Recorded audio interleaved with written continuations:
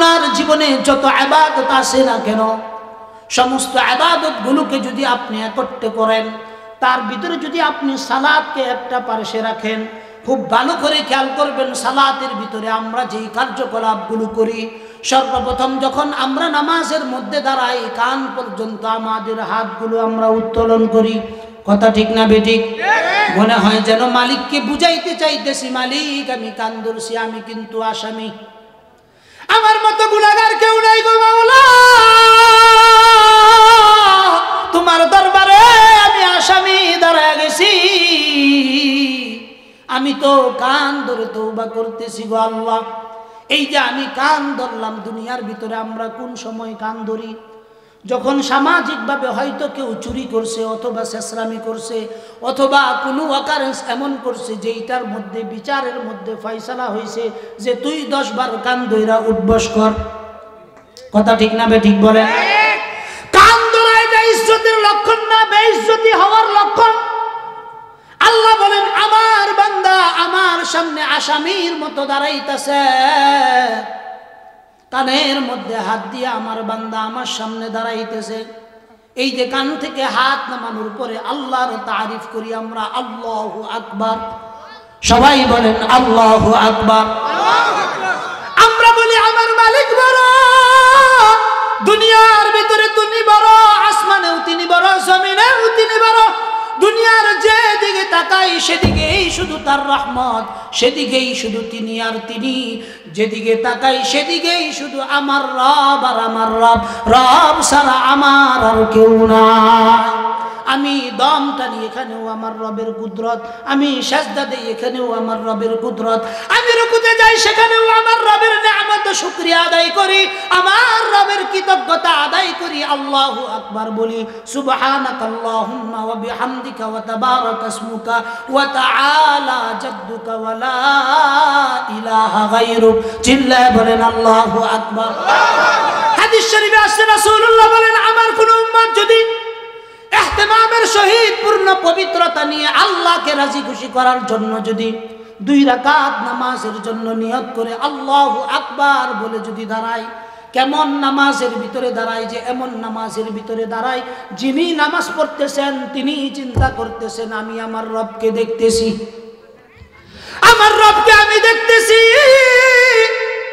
কিন্তু যদি আমাদের এই চর্মচক্ষু দিয়ে রবকে দেখা না যায়, আমি তো এটা চিন্তা করতে পারি রব আমাকে দেখতেছেন।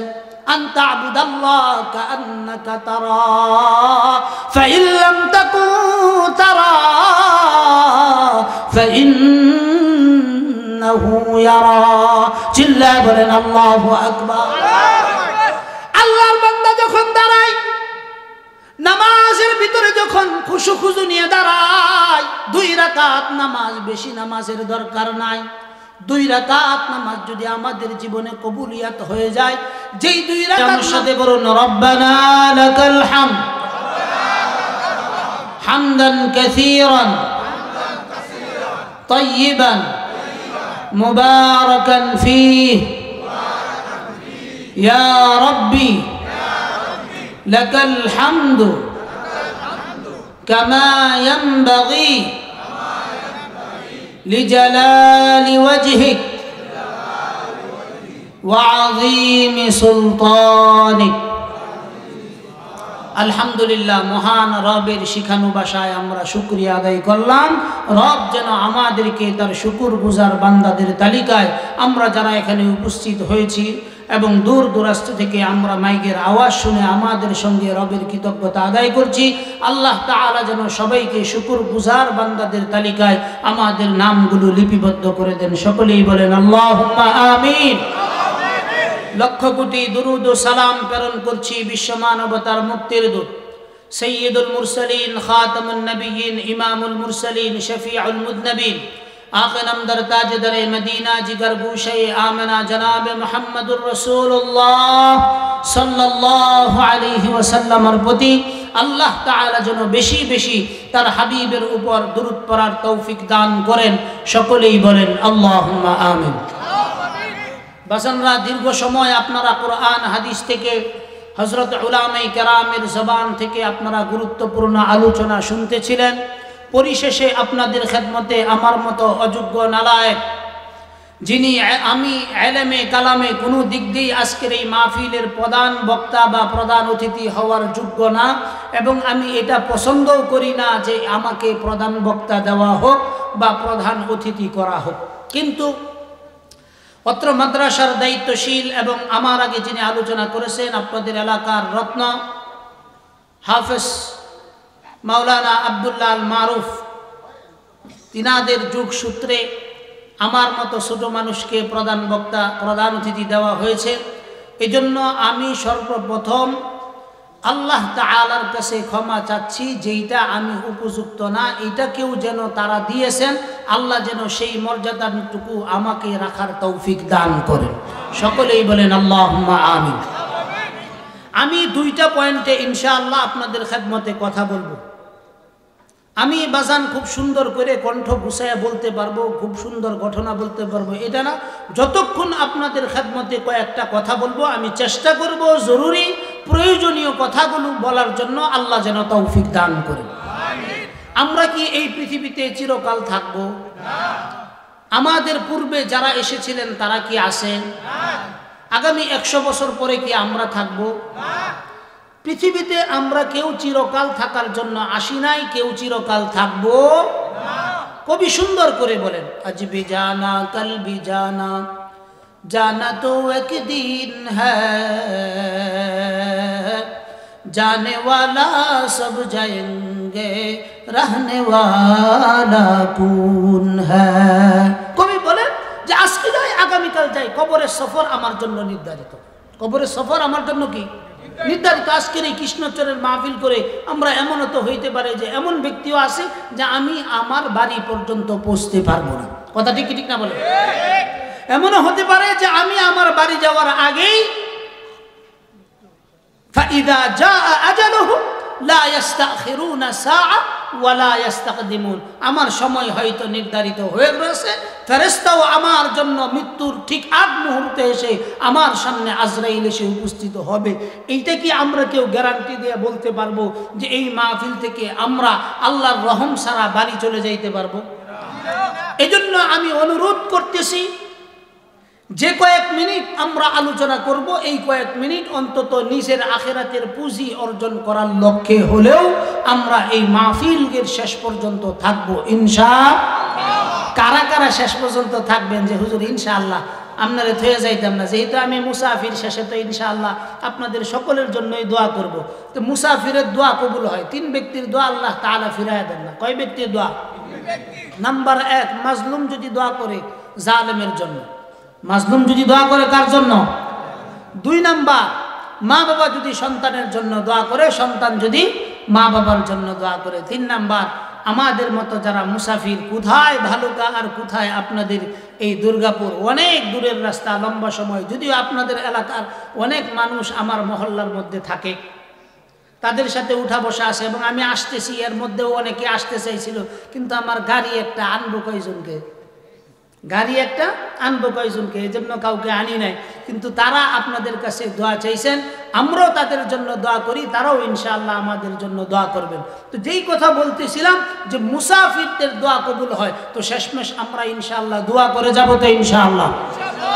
আমি কোরআনে কারীমের আয়াতে কারিমা তেলাওয়াত করেছি, এই প্রথম আয়াতের উপর ভিত্তি করে আমি কয়েক মিনিট কথা বলবো, তারপরের আয়াতের উপর ভিত্তি করে আমি কয়েক মিনিট কথা বলবো। আপনাদের মাদ্রাসার দায়িত্বশীল একজন উস্তাদ হাফেজ রিয়াজুল সাহেব, তিনি আমাকে বলছেন যে হুজুর এই 2টা পয়েন্টে আপনি যদি একটু কথা বলেন তাহলে ভালো হয়। আপনাদের এই এলাকার ভিতরে ফজরের নামাজে যেই রকম মুসল্লি হয়, জুমার নামাজে কি তার চাইতে বেশি মুসল্লি হয় বাজার? হ্যাঁ আসলেই তো এটা ভালো এলাকা, এটা ভালো এলাকা। আচ্ছা, জুমার সময় যা হয়, ফজরের সময় কি তা হয়? ফজরের সময় তারা যায় কই? শুধু জুমার নামাজই ফরজ, ফজরের নামাজ কি তাদের জন্য ফরজ না? কথা বলেন না।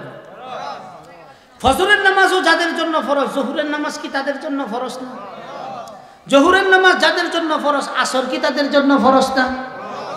তাহলে ফজরের সময় মসজিদে মুসল্লি কম থাকে, জহুরের সময় কম থাকে, আসরের সময় কম থাকে, মাগরিবের সময় কিছু বাড়ে, এশার সময় কিছু থাকে। কিন্তু ফজরের সময় এমনও মসজিদ আছে যেই মসজিদগুলোতে শুধুমাত্র ইমাম সাহেব আর আমগর বুড়া চাচাগর মধ্যে একজন যদি মুয়াজ্জিন থাকে, যেই বেচারার ঘুমে ধরে না, কারণ এখন বয়সের বারে ঘুমও চইলা গেছে, আরামের ঘুম নাই। এইরকম চাচা বেচারা একজন আছে মুয়াজ্জিন, এই বেচারা আজান দেয়, এই দুইজনেই নামাজ পড়ে। এইরকম মসজিদও কি আছে আপনাদের এদিকে? ইন্না লিল্লাহি ওয়া ইন্না ইলাইহি রাজিউন। এটা কি রাখবেন? এখন আপনাদের কাছে আমার আগে নিজেদের ভিতরে একটু রাবেতা মিল মোহাব্বত থাকা প্রয়োজন। এখন আপনারা বলেন, আজকের এই মাহফিল শোনার পর থেকে এই এলাকায় নামাজি বাড়বে না কমবে? এখন বাড়ার ভিতরে কি আপনারাও এই সংখ্যার ভিতরে আছেন, না অন্যদের মধ্য থেকে বাড়বে? হুজুর, কিন্তু আমরা যারা ওয়াজ শুনতেছি তারা তো একটা নেকির কাজ করতেছি, আমাদের মধ্যে বাড়ার প্রয়োজন নাই, এইরকম আসেননি যে না হুজুর বাহিরে বাড়ুক, আমাদের মধ্য থেকে বাড়বো না? কথা কই, আপনাদের মধ্যে থেকে বাড়বে? সত্যি তো ইনশাআল্লাহ? শুনেন, একজন ব্যক্তি যদি আল্লাহর বিধান ইমানের পরে নামাজকে যদি এই ব্যক্তি গুরুত্ব না দেয়, ইসলামের ভিতরে বিন্দু মাত্র তার কোনো পার্টিসিপেন্ট অর্থাৎ অংশ এটা থাকে না। এটা কি করে না? থাকে না। এখন মনে করতেছেন যে হুজুর এটা কি আমনের ফকতে বানায় কইতেছেন, বানায় একটা কথা কইয়াম, শেষে হয় হাদিস নয় আয়াত, দুইটার যে কোনো একটা থাকে ইনশাআল্লাহ।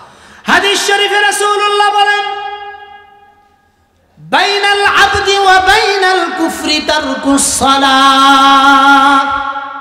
রাসূলুল্লাহ বলেন, যেই ব্যক্তি নামাজ পড়লো আর যেই ব্যক্তি নামাজ ছেড়ে দিল, দুইয়ের ভিতরে পার্থক্য নির্ণয়কারী একমাত্র ইবাদত নির্ধারণ করেছেন রাসূল। যেই ব্যক্তি নামাজ পড়লো ইসলামে তার অংশ রইল, আর যেই ব্যক্তি নামাজ পড়লো না ইসলামের মধ্যে তার কোনো অংশদারিত্ব রইল। রাসূল আরেকটু শব্দ বড় করে ব্যবহার করছেন। রাসূলুল্লাহ বলেন, যেই ব্যক্তি নামাজ আদায় করলো, আল্লাহর হুকুম 5 ওয়াক্ত নামাজকে প্রতিষ্ঠা করলো, এই ব্যক্তি ইসলামের ভিতরে তার পরিপূর্ণ অংশকে ঠিক রাখলো। আর যেই ব্যক্তি নামাজ পড়লো না, আল্লাহর রাসূল বলেন, বাইনাল আবদি ওয়া বাইনাল কুফরি তারকুস সালাহ। যেই ব্যক্তি নামাজ পড়লো এই ব্যক্তি বান্দা, আল্লাহর বান্দা মুমিন হিসাবে থাকলো। আর যেই ব্যক্তি নামাজ পড়লো না ওই ব্যক্তি সরাসরি কুফরি করলো। এখন বলতে পারেন যে হুজুর আমরা তো অনেকেই নামাজ পড়ি না, তাই বললা কুফরির মতো আমরা ফতোয়া দিতেছি না। আমরা শুধু হাদিসের তর্জমাটা বুঝাইতেছি যে আল্লাহর রাসূল বলছেন সালাত না পড়লে এই আপনার মুসলমানিত্ব থাকবে, না পড়লে আপনার থাকবে না। এই কথা কার? আল্লাহ এবং তার রাসূলের। এখন আপনি চিন্তা করতে পারেন যে হুজুর নামাজ তো শুক্রবারে পড়ি, নামাজ শুক্রবারে পড়েন, এই জাতের মুসল্লি আমাদের দেশে যেই রকম আছে, 2 ঈদের মুসল্লিও আছে, আছে না? আমাদের এই দেশে ভ্যারাইটিস বহু জাতের মুসল্লি আছে। কেউ আছে শুক্রবারের মুসল্লি, কেউ আছে আপনার ঈদের মুসল্লি, কেউ আছে জানাজার মুসল্লি, হ্যাঁ, কেউ আছে 3 দিন না দাওয়াত খাওয়ার মুসল্লি, কেউ আছে আবার 40 খাওয়ার মুসল্লি, আছে না? না, সব জাতের মুসল্লি আমগর এই দেশে আছে। এই জাতের মুসল্লি শুধুমাত্র আপনাদের এই দেশে না, আমাদের ওই দেশেও আছে, আমাদের ওই দেশেও আছে। এখন এই মুসল্লিদের ভিতরে একটা তাম্বিহ সতর্কীকরণ আনা চায় যে আমি যে আমার নিজেকে মুমিন হিসাবে দাবি করি, মুমিন হিসাবে যদি আমি দাবি করি, আমার জীবনে ঈমান আনার পরে আল্লাহ এবং তার রাসূলের পক্ষ থেকে সর্বপ্রথম দায়িত্ব আমার উপর। আল্লাহ তাআলা একটা বিষয় ফরজ করে দিয়েছেন, সেটার নাম হলো আল্লাহর পক্ষ থেকে সালাত, 5 ওয়াক্ত সালাত আমার উপর ফরজ করেছেন।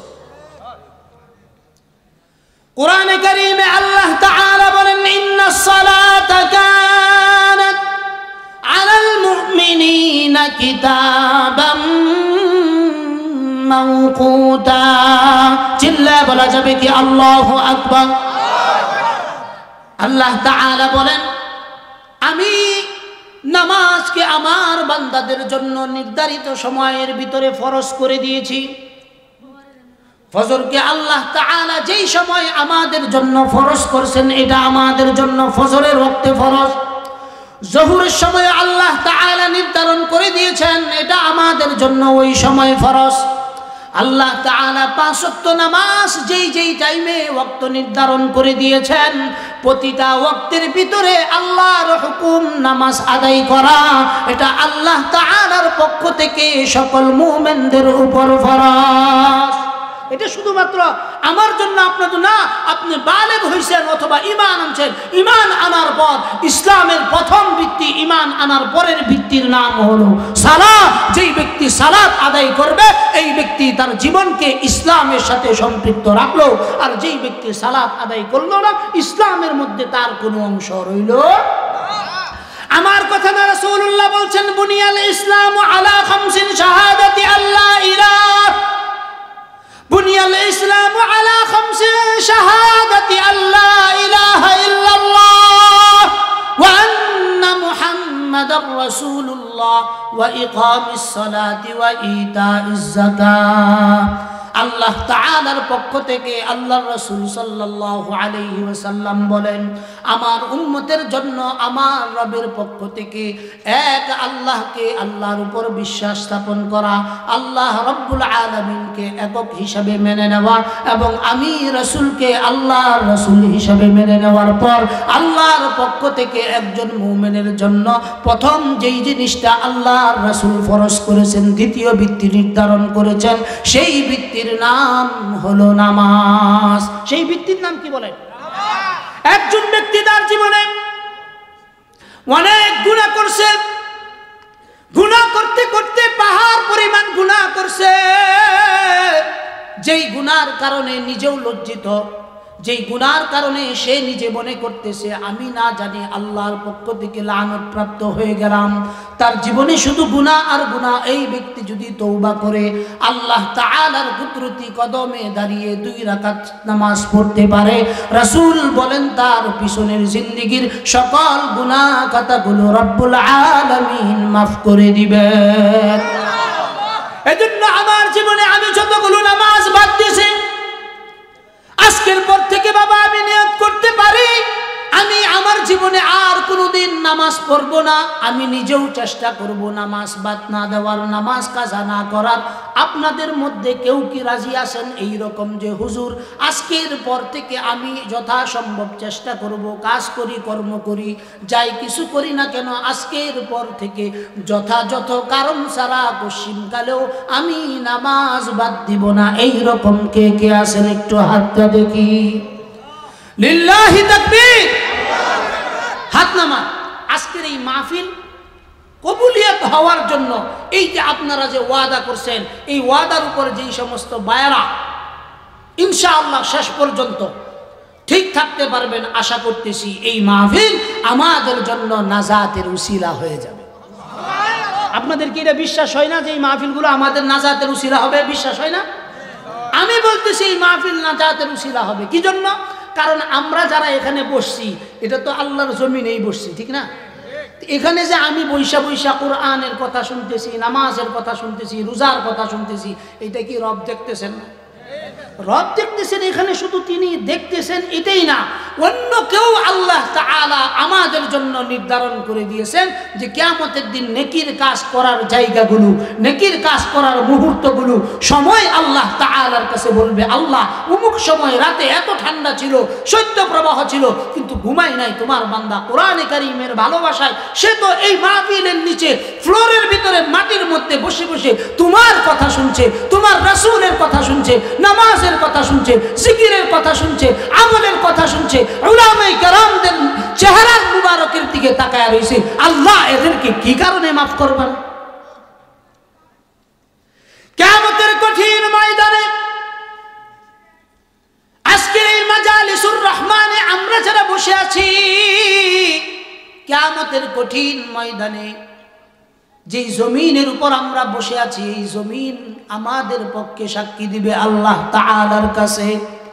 আমি নিজে বানিয়ে বানিয়ে বলতেছি না, না না, রব বলেন যে তোমরা দুনিয়ার ভিতরে যেই নেকের কাজগুলো করো, এই নেকের কাজগুলো তোমার বলতে হবে না, তুমি যেই জায়গায় করছো এই জায়গাগুলো কিয়ামতের দিন তোমার পক্ষে সাক্ষী দিবে। কুরআনে কারীমে আল্লাহ তাআলা বলেন, ইয়াউমাইযিন তুহাদ্দিসু আখবারাহা। চিল্লা বলেন আল্লাহু আকবার।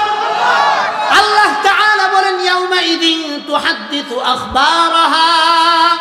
আল্লাহ তাআলা বলেন কিয়ামতের দিন জমিন আল্লাহ তাআলার কাছে বলবে, আল্লাহ কৃষ্ণের চরের আজকের এই মাদ্রাসার ভিতরে মাহফিলের ভিতরে রাত্রের গভীর ছিল, কুয়াশাচ্ছন্ন ছিল, শৈত্য প্রবাহ ছিল। এমন শৈত্য প্রবাহের ভিতরে কোরআনের ভালোবাসায়, দ্বীনের ভালোবাসায়, উলামায়ে কেরামদের ভালোবাসায় তোমার যেই বান্দাগুলো রাত্রেবেলা গভীর মুহূর্তে বসে রইল, বা আল্লাহ তাদেরকে কি জন্য তুমি মাফ করবা না? ওই দিন জমিন আমাদের পক্ষে আল্লাহর সঙ্গে তর্ক করবে। এখন আপনাদেরকে একটা কথা বলি, জমিন যদি আমাদের জন্য তর্ক করে, এক জায়গায় বসে থাকলে এক জায়গা তর্ক করবো, কথা ঠিক না বেঠিক? আর যদি জায়গা লড়াই আরেকটা জায়গায় সামনে আসি, তো কয় জায়গা সাক্ষী দিব? কথাটা কি বিশ্বাস হয়েছে? তো বিশ্বাস হইলে যে হানা শুনেন তো দুই হাত করে আগ্রহ বোঝা যাবে এখন কথা মানতা শুন কিনা।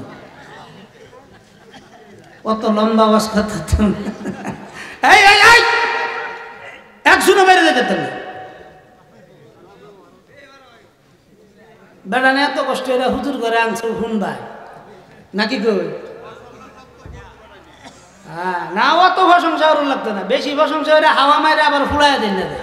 যেইটা আমি সঠিক কই এটার মধ্যে হা গঞ্জে আছে, যেটা ব্যাঠিক কই এটার মধ্যে গঞ্জে হুজুর এটা ভুল কইছে, কথা ঠিক আছে?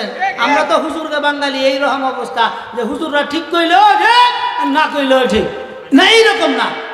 সামি'না ওয়া আতা'না, শ্রোতাদের কাম হলো শ্রবণ করবে এবং আমল করবে। কোন কথা? যেই কথা সঠিক, যেই কথা কি যেন তেন ব্যক্তির কথা শোনা যাবে না, কারণ যেন তেন ব্যক্তির কথা শুই না আম্মা জান হাওয়া এবং আমাদের আদি পিতা হযরত আদম আলাইহিস সালাতু ওয়াস সালাম তারা পথচ্যুত হয়েছেন শুধুমাত্র যেন তেন ব্যক্তির ওয়াজ শুনে, কথা ঠিক না বেটি? শয়তান আয়া কি ওয়াজ করছিল আম্মা জানরা? কই যে আল্লাহ যে কইছে এই গাছের না যাইতে, কেল্লা কইছে আম্মা জান আপনি বুঝছো? কো কেল্লা আল্লাহ কইছে এই কারণে যদি এই ফলটা একবার খায়া ফেলান তে আর আল্লাহ জীবনেও আপনারা জান্নাতে বাইর করতো না। বেটেন মানুষটা এখানে দিল তো আল্লাহ এমনি নরম দিছে, কথা ঠিক না বেটি?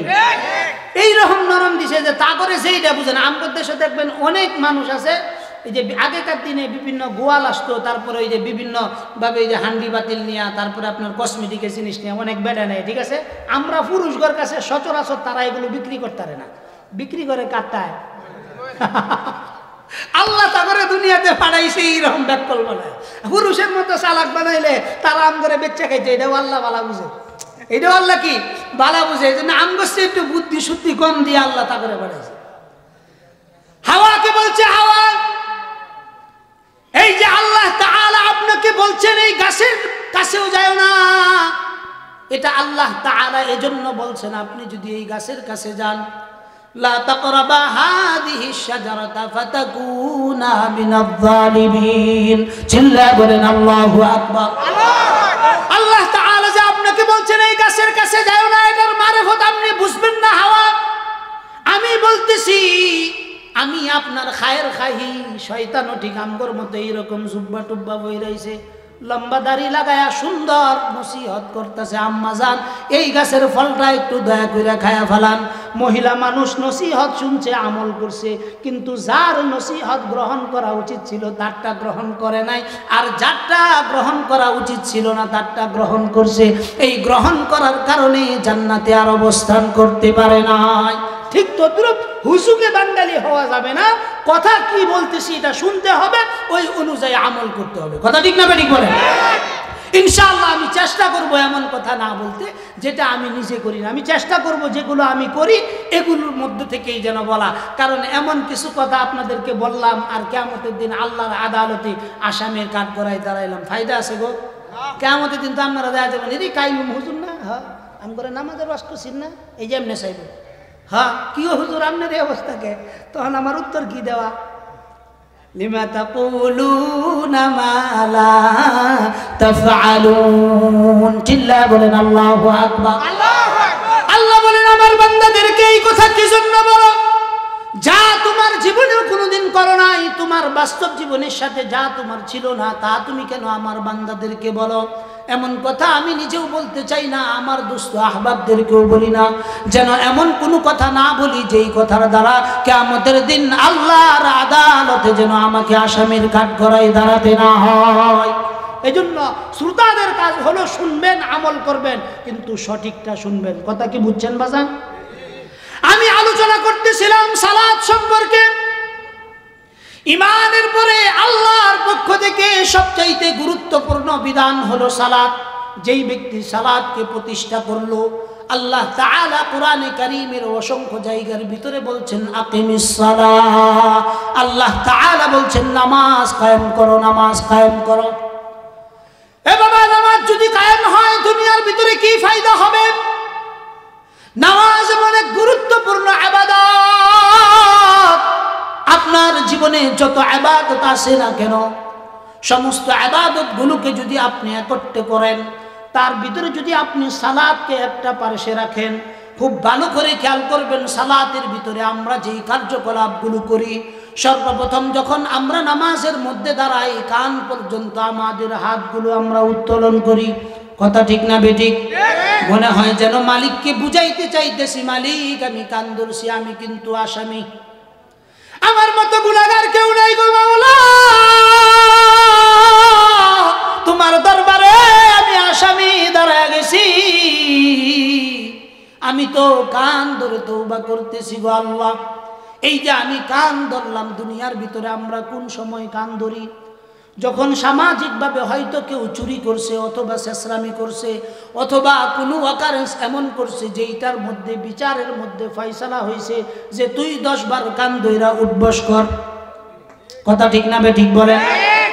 কান ধরা এটা ইজ্জতের লক্ষণ না, বেইজ্জতি হওয়ার লক্ষণ। আল্লাহ বলেন আমার বান্দা আমার সামনে আসামির মতো দাঁড়াইতেছে, কানের মধ্যে হাত দিয়ে আমার বান্দা আমার সামনে দাঁড়াইতেছে। এই যে কান থেকে হাত নামানোর পরে আল্লাহর তারিফ করি আমরা, আল্লাহু আকবার। সবাই বলেন আল্লাহু আকবার। আমরা বলি আমার মালিক বড়, দুনিয়ার ভিতরে তিনি বড়, আসমানেও তিনি বড়, জমিনেও তিনি বড়। দুনিয়ার যেদিকে তাকাই সেদিকেই শুধু তার রহমত, সেদিকেই শুধু তিনি আর তিনি।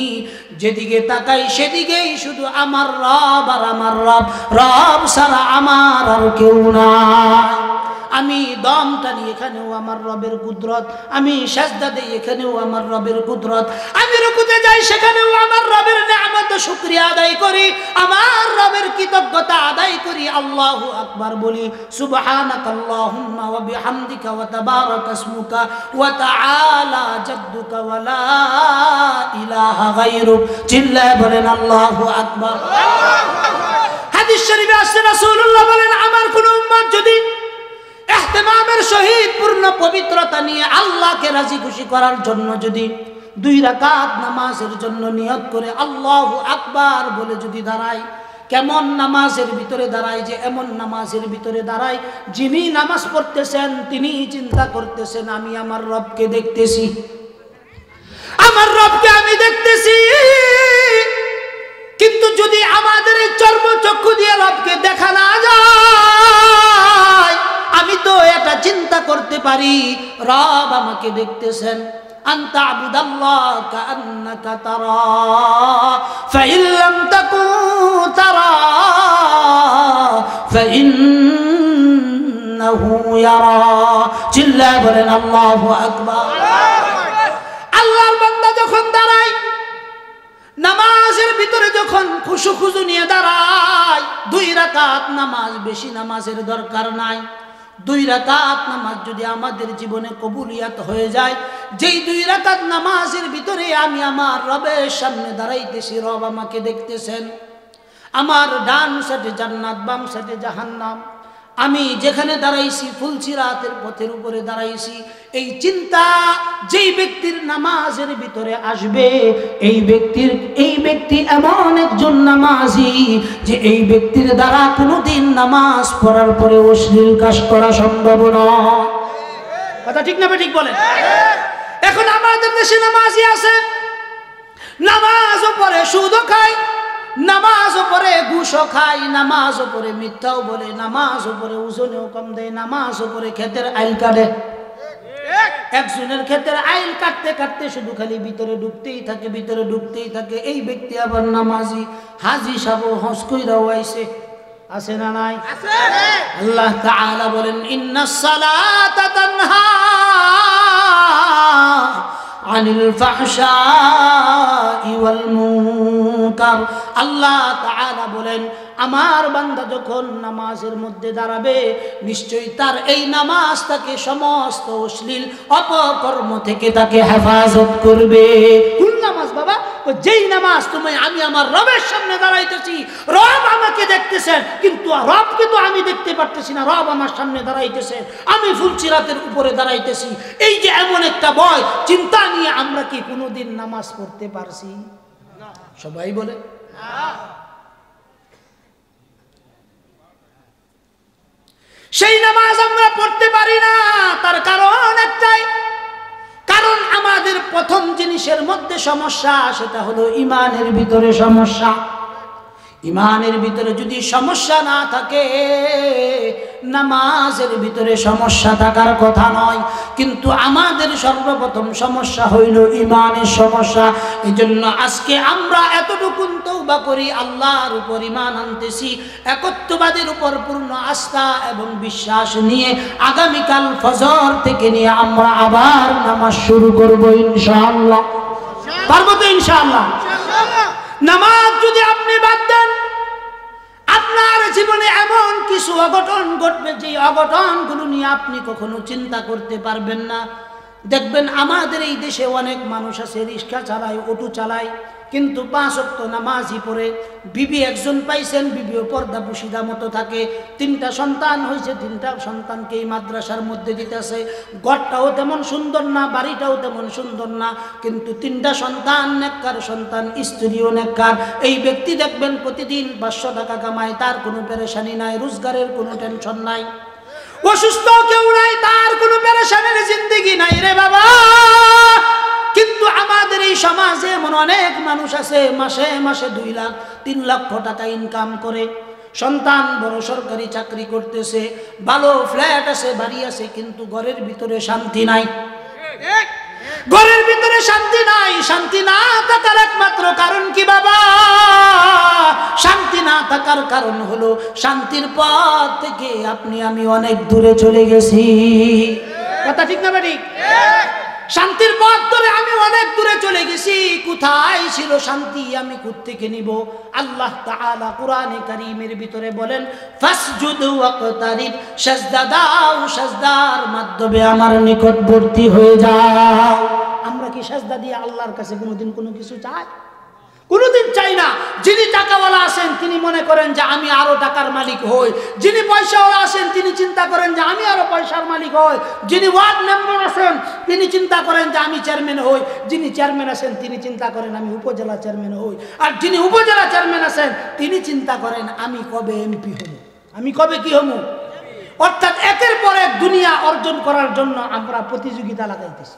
কথা ঠিক না বেঠিক? এই যে দুনিয়া অর্জন করার এই প্রতিযোগিতায় আমরা লিপ্ত হয়েছি। আপনারা বলেন তো এই দুনিয়া অর্জন করার আগে আমাদের বাবারাও কি প্রতিযোগিতা করছে না? বলেন। আমি যখন মার গর্ভে থেকে দুনিয়াতে আসলাম, আসার পরে আমার দ্বারা কি কাজ হয়েছে? প্রথম কান্নাকাটি হয়েছে, 1-2 বছর মা বাবা খুব আদর স্নেহ দিয়া বড় করছে, তারপরে হাঁটা চলা শিখলাম, বড় হইলাম, আস্তে আস্তে মা বাবা মাদ্রাসায় দিল, পড়ালেখা করাইলো। এই যে দুনিয়ার ভিতরে মা বাবা তখন আমাদেরকে বুঝাইছে আগে আলেম হও, আলেম হইলে দুনিয়া পাইবা, আলেম হইলে কি পাইবা? দুনিয়া পাইবা। আলেম হইলাম, 2-1 বছর পরে মা বাবা বিয়া করাইলো। বিবাহ করার পরে কি করলো? বিবাহ করার পর মা বললো, বাবাও বললো এখন সন্তানের বাবা হও। সন্তানের বাবা হওয়ার পরে চিন্তা কি? সন্তানের বাবা হওয়ার পরে আমার মাই বলতেছে এখন আলা এগুলোরে কি করো? মানুষ করো। এগুলোরে কি করো? মানুষ করো। আপনি বলেন এই যে দীর্ঘ সময় আমি আমার জীবনের 35 বছর অতিবাহিত করলাম, এই 35 বছরে এখন পর্যন্ত আমি আমার জন্য কিছু করতে পারি নাই। বুঝেন নাই কথা? আমার জন্য করে গেছে আমার মা বাবা, আমি করতেছি আমার সন্তানদের জন্য, আমার সন্তান করবে তার। আমার আপনার কি বলেন? প্রশ্ন এটা আজকের দিনে। তানবীহ সতর্কীকরণ, ওয়াজ তো বাবা জীবন বড়াই শুনলেন, তা আজকে একটু ওয়াজ নিজেরা মিলা করি, আপনারাও কিছু করেন আমিও কিছু করি। এখন আপনারা বলেন আমাদের জীবনের হেতু কি, উদ্দেশ্য কি? আমাদের উদ্দেশ্য কি? আমরা এই দুনিয়াতে কি জন্য আসলাম? এই দুনিয়াতে আমরা কি জন্য আসলাম? আমাদের আসার পরে আমাদের দায়িত্ব কি, চিন্তা কি, ফিকির কি, আমাদের ভিশন কি, আমাদের টার্গেট কি? এই টার্গেটটা আগে ঠিক করি।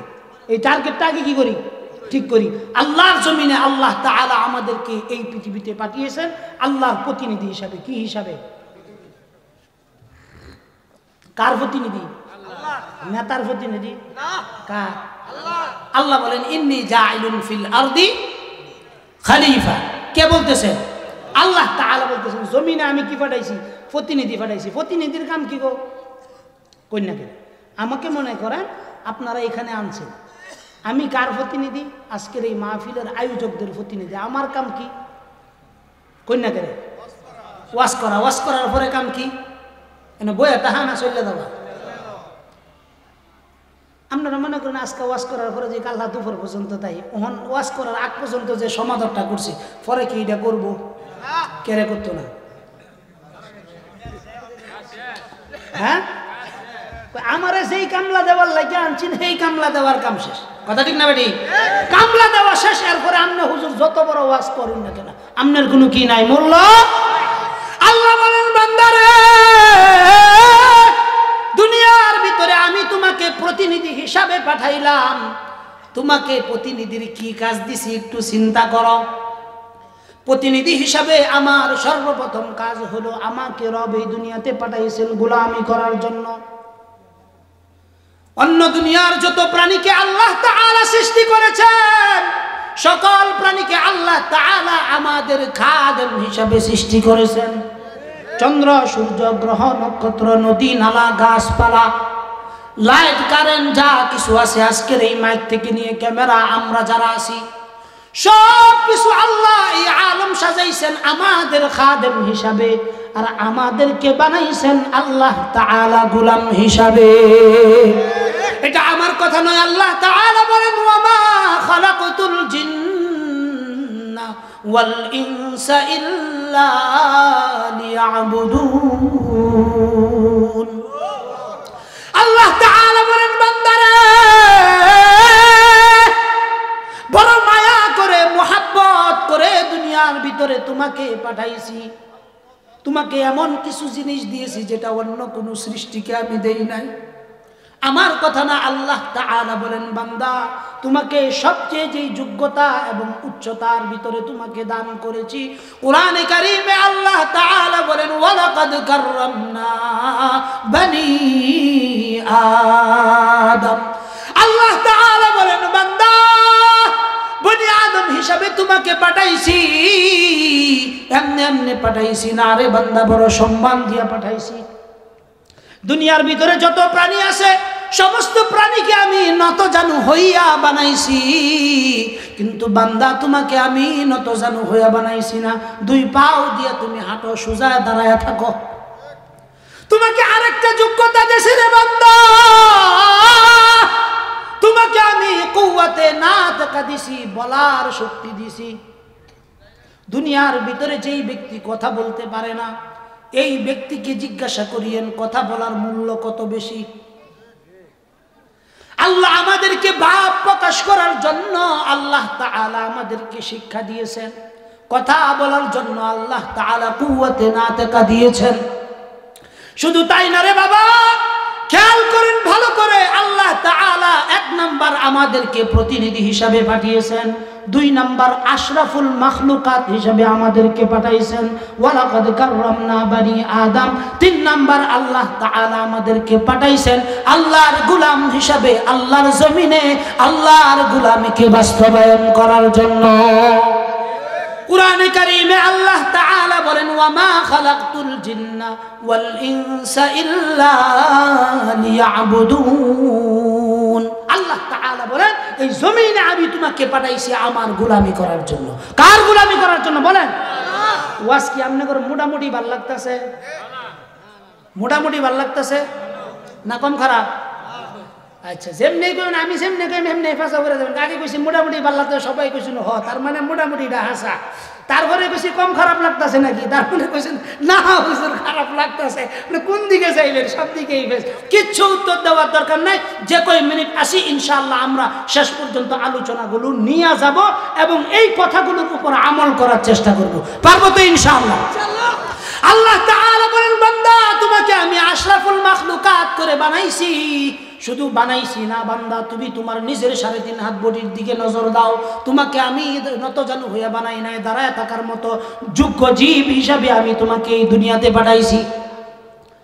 তোমাকে যে আমি এই দুনিয়ার ভিতরে পাঠাইলাম বান্দা, খেয়াল কইরা দেখো তোমার 3.5 হাত বডির ভিতরে তোমার যেই জায়গায় যেইটা দেওয়া প্রয়োজন সেই জায়গায় আমি সেইটা দিছি।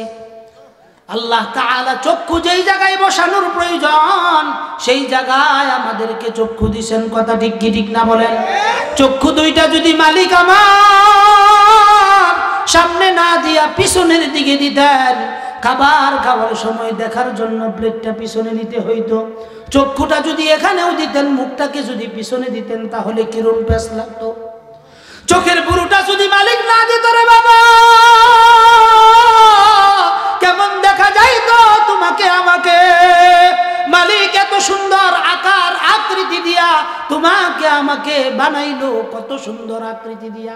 একবার চিন্তা করে দেখছো নি রে বাবা, তোমার এই চেহারার ভিতরে আমার এই চেহারার ভিতরে এতটুকুন চেহারা, এদিক দিয়ে আধা হাত এদিক দিয়ে আধা হাত, এই চেহারাটুকুনের ভিতরে সারা পৃথিবীর 800 কোটি মানুষ আছে। আল্লাহ বলেন বান্দারে,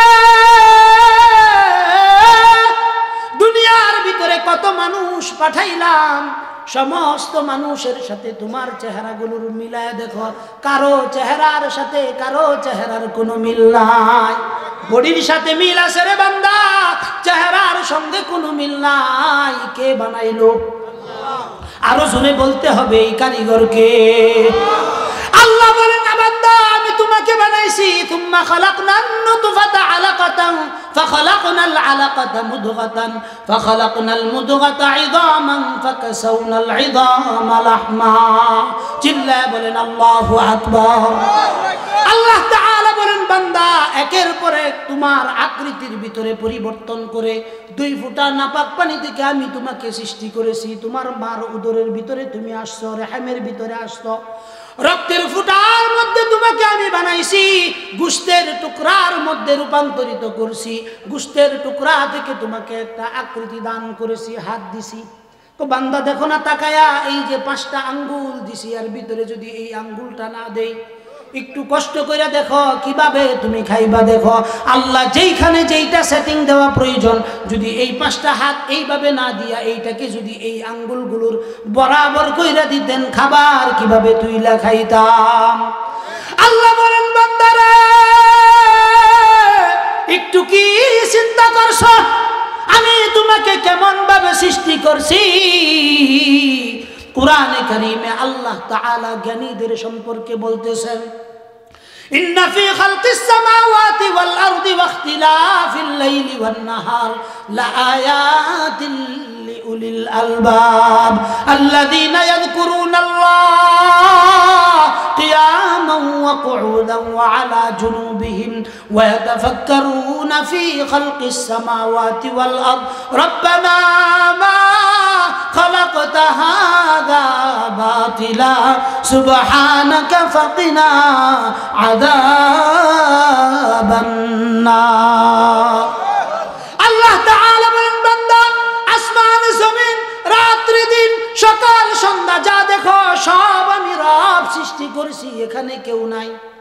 সকাল সন্ধ্যা রাত দুপুর যা কিছু দেখতেছ সব কিছু আমি রব সৃষ্টি করেছি। আল্লাহ বলেন আমার সৃষ্টি নিয়ে একটু মাঝে মাঝে চিন্তা কইরো। 3.5 হাত বডি নিয়ে আমরা ভাবি না? এই যে এত সুন্দর মুখমণ্ডল আল্লাহ তাআলা দিলেন, এই মুখমণ্ডলটুকুন আল্লাহ তাআলা দিলেন একজনের কণ্ঠের সাথে আরেকজনের কণ্ঠের কোনো মিল নাই, একজনের গলার সাথে আরেকজনের গলার স্বরের কোনো মিল নাই, একজনের মুখের সাথে আরেকজনের কোনো মিল নাই। আল্লাহ বলেন বান্দা এত দূরে যাও কেন? তোমার হাতের যে ফিঙ্গার গুলো দিছি, এই যে তোমার হাতগুলো মেলাও, এই তোমার হাতের এই অল্প একটু 1 ইঞ্চি জায়গার ভিতরে আমি যে আকৃতিগুলা দিছি, সারা পৃথিবীর 800 কোটি মানুষের সিল ছাপ এক জায়গায় করবা, কারো সিলের সাথে কারো আঙ্গুলের ছাপ মিলবে না। চিল্লায়া বলেন আল্লাহু আকবার। আল্লাহ বলেন বান্দা এত মোহাব্বত করে ভালোবেসে তোমাকে আমি দুনিয়ার ভিতরে পাঠাইছি, অন্য কোনো উদ্দেশ্য না। উদ্দেশ্য হলো বান্দা তুমি আমার গোলামি করবা, যা কিছু তুমি চাও তোমাকে আমি সব দিব। গোলামির ভিতরে তোমাকে অন্তত আমি রবের একনিষ্ঠ গোলাম এটা প্রমাণ দিতে হবে। এটা প্রমাণ আমি কিভাবে দিব? আল্লাহ বলেন সালাতের মাধ্যমে দিবা। কিসের মাধ্যমে দিতে হবে? সালাতের মাধ্যমে, সেজদা দিয়ে দিতে হবে। যদি আমরা সালাত আদায় না করি আমাদের কি ক্ষতি হবে? এক নম্বর ক্ষতি যেটা হবে, আমার এই জমিনে চলাফেরা আল্লাহ তাআলা সংকীর্ণ করে দিবেন। আল্লাহ তাআলা কি করে দিবেন? সংকীর্ণ করে দিবেন। মাসে 5 লাখ টাকা কামাইবা, তারপরে দেখছো যে ঘরের ভিতরে শান্তি নেই। বউ কথা শুনে না, সন্তান 5টা জন্ম হয়েছে, একটা সন্তানও ভালো সন্তান হবে না। কারণ কি? কারণ আল্লাহর পথ থেকে যখন তুমি দূরে সরে যাইবা, আল্লাহ বলেন দুনিয়াটাকে তোমার বিরুদ্ধে আমি লাগাইয়া দেব। কথা ঠিক না ঠিক বলেন? এটা আমার কথা না। আল্লাহ তাআলা বলেন বান্দা তোমাকে আমি গোলামি করার জন্য পাঠাইছি, তুমি যদি আমার গোলামি না করো। আল্লাহ তাআলা কোরআনে কারীমের ভিতরে বলেন কাইফা তাকফুরুনা বিল্লাহ ওয়া কুনতুম আমওয়াতান ফাহইয়াকুম সুম্মা ইউমীতুকুম সুম্মা ইউহয়ীকুম সুম্মা ইলাইহি তুরজাউন। আল্লাহ তাআলা বলেন বান্দারে কেমনে তুই আমার নাফরমানি করস, কেমনে তুই আমারে অস্বীকার করস রে বান্দা? দুনিয়ার ভিতরে তোর কোনো অস্তিত্ব ছিল না, তোর শিখানোর মতো কেউ ছিল না। আমি আব্দুল কাইয়ুম 35 বছর বয়স, আগামী 36 বছর বয়স আগে আমাকে এই জমিনের কেউ চিনত না। আমি কারোর সাথে ছিলাম না, আমার মা বাবা আমার অস্তিত্ব সম্পর্কে জানতো না। যার বয়স 70 আছে 75 বছর আগে জমিনের মধ্যে তার কোনো অস্তিত্ব ছিল না। আল্লাহ বলেন ফাহিয়াকুম, বান্দারে তোরে আমি হায়াতের জিন্দেগি দান করেছি, উল্লেখ করার মতো একটা ব্যক্তিতে বস্তুতে আমি তোমাকে রূপান্তরিত করেছি। আল্লাহ তাআলা সূরা দাহারের প্রথম আয়াতের মধ্যে আল্লাহ তাআলা বলেন হাল আতা আলাল ইনসান হিনুম মিনাদ দাহরি লাম ইয়াকুন শাইআম মাযকুরা। এর ভিতরে উল্লেখ করার মতো তো তুমি কোনো বস্তুই ছিল না, আমি তোমাকে উল্লেখ করার মতো একটা বস্তুতে রূপান্তরিত করলাম। আল্লাহ আমাদেরকে আকৃতি দিয়েছেন, মানুষ বানাইছেন, সেখানে গোলামি করব কার? তো সেই গোলামিকে আমরা করি। গোলামি প্রকাশ করার একমাত্র সিলিন্ডার মাধ্যম হলো সালাত। যেই ব্যক্তি সালাত আদায় করবে এই ব্যক্তি ইসলামের মধ্যে তার অংশকে অবশিষ্ট রাখলো, আর যেই ব্যক্তি সালাত আদায় করলো না এই ব্যক্তি ইসলামের মধ্যে তার কোনো অংশকে স্থায়িত্ব রাখলো না, ইসলামের মধ্যে তার কোনো অংশ রাখলো না। এখন আপনারা বলেন আগামীকাল থেকে সালাতের সঠিকভাবে সালাতের ইহতিমাম করে আদায় করবেন তো ইনশাআল্লাহ? কিয়ামতের কঠিন ময়দানে আল্লাহ তাআলা যাদেরকে জান্নাতের মধ্যে দিবেন, জান্নাতীদের মধ্য থেকে এমন কিছু ব্যক্তিদের সাথে জাহান্নামীদেরকে আল্লাহ তাআলা কথা বলার সুযোগ করে দিবেন। কোরআনে কারীমে আল্লাহ তাআলা বলেন ফি জান্নাতি ইয়াতাসাআলুন। আল্লাহ তাআলা বলেন জান্নাতীরা জাহান্নামীদেরকে প্রশ্ন করবে আনিল মুজরিমিন। কঠিন একটা প্রশ্ন করবে ওই দিন, যেই প্রশ্নের উত্তর আমাকেও হয়তো দিতে হইতে পারে, আপনাকেও হয়তো দিতে হতে পারে। জান্নাতীরা প্রশ্ন করবে ভাই আজকের দিনে তোমাকে এখানে জাহান্নামে আসার কারণ কি, কি জন্য তুমি জাহান্নামে আসলা? আনিল মুজরিমিন মা সালাকাকুম ফি সাকার ক্বালু লাম নাকু মিনাল মুসাল্লিন ওয়া লাম নাকু নুতঈমুল মিসকিন। চিল্লায় বলেন আল্লাহু আকবার। জাহান্নামীদেরকে প্রশ্ন করা হবে ভাই তুমি কি জন্য জাহান্নামের মধ্যে আসলা? জাহান্নামী উত্তর দিবে আনিল মুজরিমিন মা সালাকাকুম ফি সাকার ক্বালু লাম নাকু মিনাল মুসাল্লিন। ওই দিন জাহান্নামীরা উত্তর দিবে আমরা নামাজীদের অন্তর্ভুক্ত ছিলাম না। কি ছিলাম না বলেন? ওই দিন কি এই উত্তর আমাদের দিতে হবে না এর আগেই আমরা সংশোধন হয়ে যাব? বলেন বলেন, সত্যিকার অর্থে বলেন। একজন মানুষ তার জীবনের একটা শক্ত সিদ্ধান্তই পারে তার জীবনে পরিবর্তন করাইতে। কথা ঠিক ঠিক না বলেন? আগামীকাল যদি আমরা চেষ্টা করি যে নামাজ ছাড়ব না, দুনিয়া গুল্লাই যাবে। দুনিয়া কই যাক? কোন ব্যক্তি যদি এই চিন্তা করে শক্ত একটা সিদ্ধান্ত নেয় এই ব্যক্তি নামাজি হবে, এতে কোনো সন্দেহ নাই, এবং তাকে নামাজ থেকে কেউ ফিরাইতে পারবে। এখন আপনারা সকলেই আমার সাথে ওয়াদাবদ্ধ হন যে আগামীকাল থেকে যত কষ্টই হোক নামাজ ছাড়বো না। যদি নামাজ ছেড়ে দেই কিয়ামতের দিন জান্নাতীরা আমাকে টিটকারি মেরে প্রশ্ন করবে, ইয়াতাসাআলুনা আনিল মুজরিমিন মা সালাকাকুম ফি সাকার ক্বালু লাম নাকু মিনাল মুসাল্লিন। ওই দিন যেন আমাকে এই উত্তর দিতে না হয় যে আমি নামাজীদের অন্তর্ভুক্ত ছিলাম না। কে কে আছেন যে আগামীকাল থেকে নামাজ ছাড়বো না ইনশাআল্লাহ? মাশাআল্লাহ, হাত নামান। আল্লাহ তাআলা আমাদের এই মজমাকে কবুল করুক, সবাই বলেন আমিন। এটা গেল আমাদের সালাত সম্পর্কে। এই যে আমাদেরকে জান্নাতীরা প্রশ্ন করবে, আপনি কি মনে করছেন ওই দিন জান্নাতীরা শুধু এগুলোই বলবে আর কিছু বলবে না? আরো অনেক কথা বলবে। ওই দিন এমন একটা পর্যায়ে হয়ে যাবে যেই দিন কেউ কারো অস্তিত্ব সম্পর্কে কোনো ধরনের খোঁজ খবর নেবে না, কোনো ধরনের খোঁজ খবর কেউ নেবে না। আপনি দুনিয়ার ভিতরে অন্য কোনো গুনাহ যদি আপনি করেন, আপনার গুনার ভিতরে যদি হাজার হাজার গুনাহ আছে, হাজার হাজার গুনাহ আছে, কিন্তু আপনার গুনার ভিতরে শিরিক নাই, আপনার গুনার ভিতরে আপনার ইলমের আপনার নেকির ভিতরে সালাত আছে, শিরিক নাই, এই দুইটা জিনিস যেই ব্যক্তির শুদ্ধ হয়ে যাবে, আশা করা যায় ইনশাআল্লাহ আল্লাহর রাসূলের হাদিসের ভাষ্য অনুযায়ী ওই ব্যক্তির সকল আমলই সংশোধন হয়ে যাবে। সুবহানাল্লাহ। আসতে হয়ে গেল না? একটু জোরে করেন না সুবহানাল্লাহ।